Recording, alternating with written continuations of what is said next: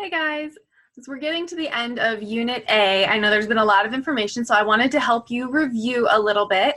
So we're going to try our hand at doing bingo, which works a little bit better when we do it together, but I put some things together that should help you review in a number of ways. So you can review just along with me and watch the video and see how you go, how it is, but if you would like a little extra fun, you can click the link below and you will be able to play along. So if you are on the home page where you found this video, you can click beneath it and download the bingo cards, and it's just going to pull up as a slideshow. And then it's really easy. You just need to put your bingo card together. That's how we do the randomization part. So scroll down and you can see the second slide is the bingo card. And there's all these images or words over on the right-hand side, and you just need to drag them over to fill up your board. There's enough to fill every space. And so you just move them around. That will make it random. And then once your board's finished, it should look like this. And then as you play, you just use the cloud in the middle as your marker. So you can just Control-Copy, Control-C, and then Control-V to make a copy, and then cover up the different spaces as you go along and see if you get bingo. It can make the review a little more interesting. So I'm going to go through and review some questions and some answers of things that you should know after going through Unit A, and you can just watch with me or pull up the link and play a little bingo, see if you can get them right, if you can match them. So these are the things that you should know and feel comfortable with going into the Unit A exam. Now, this isn't everything that you need to know, but it's most of it and most of the key stuff. So let's go. The basic problem of economics, it requires people to make choices. And that's scarcity. There's not enough. There's not enough resources to meet the demand. That is the definition of scarcity. It is the key concept in economics because all of these other principles are based off the idea that there isn't enough and you have to make choices. There's no need to do a cost-benefit analysis if there's no cost. And there's only a cost because there's not enough. So you have to give up something to get it. So scarcity is the key concept. And if you didn't realize that Infinity War was all about economics, it is. Thanos is an economics villain. Doesn't make him good or bad, just that's his motivation. Okay, a single factor of the economy, the choices of one industry or group, but never a specific consumer. So there's two types of economics. What is the one that looks at a specific portion, kind of zooms in? And that is microeconomics. Microeconomics looks at one portion, one factor. It doesn't ever look at just one person because that's just too narrow of a focus, but it can look at a trend, it can look at an industry, it can look at a region. So microeconomics is studying the smaller pieces, which would mean that the economy overall, taxes, the money supply, employment, etc., all of the things involved make up this kind of economics. Macroeconomics, you got it. Individuals that take risks make decisions about what and how they will produce and distribute goods and services are entrepreneurs.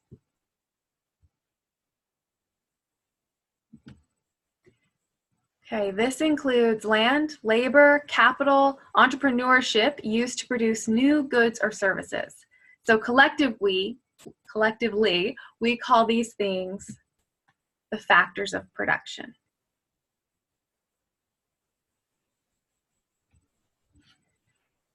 Okay, this is the next best alternative.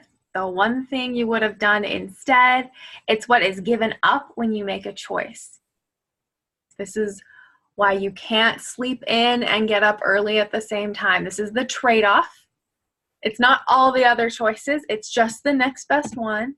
It's the opportunity cost.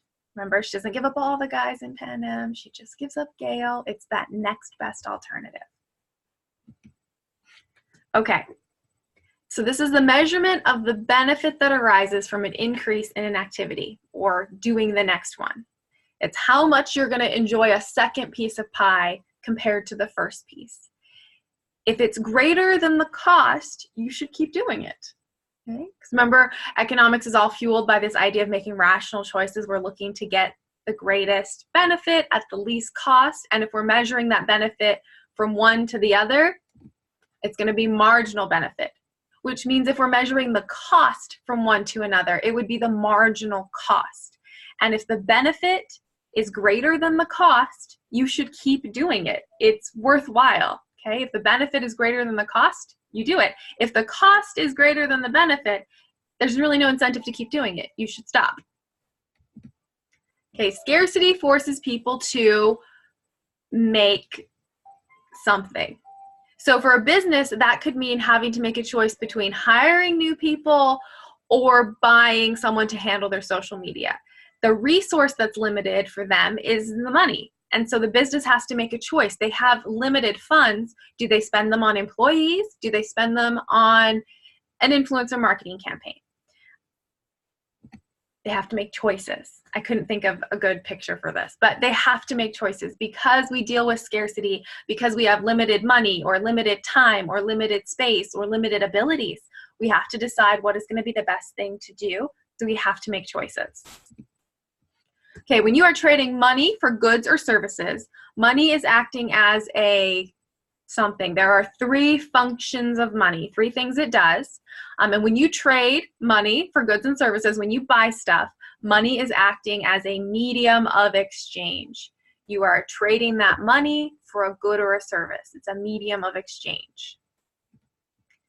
When you're using money as a way to preserve wealth from now into the future, you're keeping it aside as a way to retain that value. Money is acting as this is another function of money. Money is a store of value. It's a way of keeping values safe. It's a way of keeping your wealth, of preserving its worth from one period to another period. That's why we don't store our worth in watermelons, because they wouldn't function as a good store of value because they would fall apart, okay? All right, when using money to compare value between goods, so talking about the worth of items in their terms of money. It's worth $1,000, it's worth $500, it's worth $1.92, it's worth 87 cents. When you're comparing things with money, whether it's the same things or different commodities, money is acting as a unit of account. It's a way that we measure stuff, that we can understand what it's worth. It's a way of making everything on an even metric so we can talk about it. Money functions as a unit of account. Okay, more things about money. Types of money, characteristics of money. So US paper currency is made of a linen cotton blend, allowing it to be used many times with minimal wear. This is an example of which characteristic of money. There are 6 of them that we need money to have in order to function well, and one of them is durability. If a dollar bill goes through the washing machine, it makes it out okay. You can trade it back and forth lots of times before it starts to really show any wear. It's the same reason that coins are made out of metal and not styrofoam. It's the reason that we use paper money that's not actually made of paper, because we need it to last longer so it can be durable. Okay, another one. The large stones used as currency in Mesopotamia have one significant drawback. Being large and heavy, they fail to meet this characteristic of money. They're not portable. You can't take them from place to place very easily. They're widely accepted there. They're divisible. They're pretty uniform. There's a limited supply, but they're just not very portable. Okay, the Spanish milled dollar could be cut into smaller fractions, and the smallest being was a piece of 8. This is an example of which currency characteristic? It's divisibility. You can make it into smaller amounts. Now, we don't use currency that you can literally tear up, but paper currency comes in a number of smaller denominations. That makes it divisible. Hundreds, 50s, 20s, 10s, 5s, 25 cents, 10 cents, 5 cents, 1 cent. The money is divisible. You can break it up into varying smaller pieces. Okay, if money did grow on trees, that would be a problem. What characteristic of money would be endangered by money growing on trees?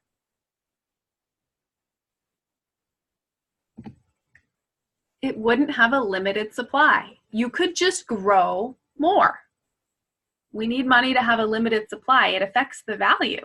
If you can always be introducing more money into the exchange, if you can grow more, it's not going to retain its value very well, and it won't be able to serve its functions. Okay, US currency today is also known as legal tender. It's printed right on there, legal tender. It is this type of money. There are three types of money, three types of currency systems, and US money is this type. It has this kind of value. It's fiat money. It has value because we say it does. We trade it around because we trust that when we get it, we can trade it with someone else for that same value. You can't turn it in and get gold. You can't turn it in and get silver. It's not worth anything on its own. It has value because we say it does, and we continue to trust that we can use it. It's not backed by a specific commodity. Okay. Sometimes known as banknotes or certificates, this type of currency can be exchanged for a set value of commodity.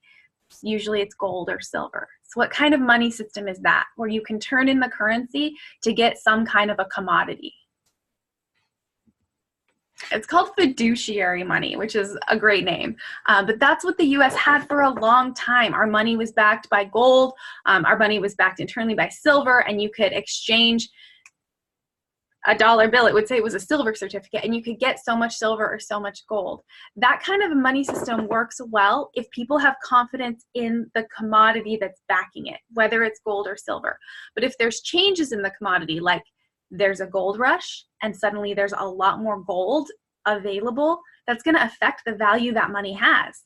If there's a ton more gold available and you can exchange your dollar bill for a certain amount, and that amount is already set, your dollar bill becomes worth less because the gold is worth less because there's so much more of it. So backing money on a single commodity can be dangerous if that commodity can't be controlled. Speaking of commodities, used in exchange but also having inherent value, gold coins or bushels of barley are considered this type of money. And this type has the most straightforward name because it's just commodity money.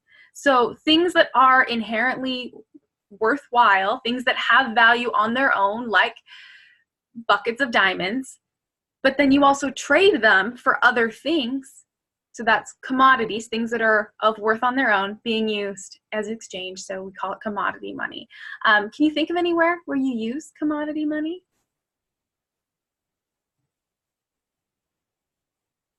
There are some markets out there. Anytime that you've done bartering, that's a kind of commodity. You can argue that cryptocurrencies are a type of commodity money because of the way they're backed, but it's a little bit of an argument. But commodity money is really when the thing has value itself, but you're also using it as a means of exchange. So as the price increases, the quantity willingly produced also increases. This is a law. What law is this? What principle is behind it? As the price increases, the quantity willingly produced also increases. The law of supply, which is running right off the board there. But it's the law of supply, because as the producer, you're willing to produce more as the price increases. It's worth it to make 100 pies if you're going to pay me $100 a pie. If you're going to give me $5 to make a pie, that's a lot of work. I don't want to. No, thank you. So the law of supply says that as the price increases, we'll see the quantity willingly produced increase. The law of demand is the inverse and shows us that as the price increases, the quantity demanded or willingly purchased decreases. But then as the price decreases, the quantity demanded increases, because as the consumer, we want to get the best deal and buy something at the lowest cost. But as the producer, you want to get the most profit and sell something at the highest price. So supply and demand helps us figure out what the best price and quantity really is and find that equilibrium point. Okay, the water, the flour, the sugar, and berries used to make a pie would be considered what type of resource? So we did some assignments looking at different types of resource. What type of resource would flour and sugar and berries be? Yeah, they would be natural, renewable resources. They're natural resources because they occur without men being involved, although we can argue that the flour needs some help because it does get milled from the wheat or whatever grain you're using, but it can renew itself. And that's really what a renewable resource is. If you plant more of it, it will grow more. You can't do that with mineral deposits. You can't grow more gold. You can argue about water, whether or not it's actually renewable, because there is kind of a set amount of water on the planet. I guess you can throw some hydrogen and oxygen molecules together and make more, but it's hard. But there are ways that you can make more water available with like desalination and water processing and refining. So it usually gets grouped with the renewables. Okay, speaking of pie, in making a pie, the pie maker would be considered what type of resource? It would be labor, right? Because labor is any human effort. Okay. In making a pie, the pie pan, the oven, the mixer, the rolling pin would be considered what type of labor? They would all be capital. Capital are goods that have been produced that can be used in the production of other goods and services. So it's been made, and then you use it to make more, to make something else. So tools, equipment, factories, anything that's used in the production of other goods is usually capital.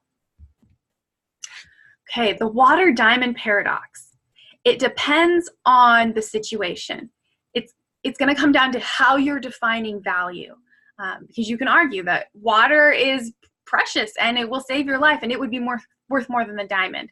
But it would only be worth more than the diamond depending on how you're defining it. Are you defining it by how you're going to use it? Because water has tons more uses than diamonds. But if you define it by exchange value, what has the greatest value? It would be diamonds if you're exchanging it. But it depends on the type of value that you've set for it. What principle explains the decrease in satisfaction at having 100 kittens versus having 2 kittens?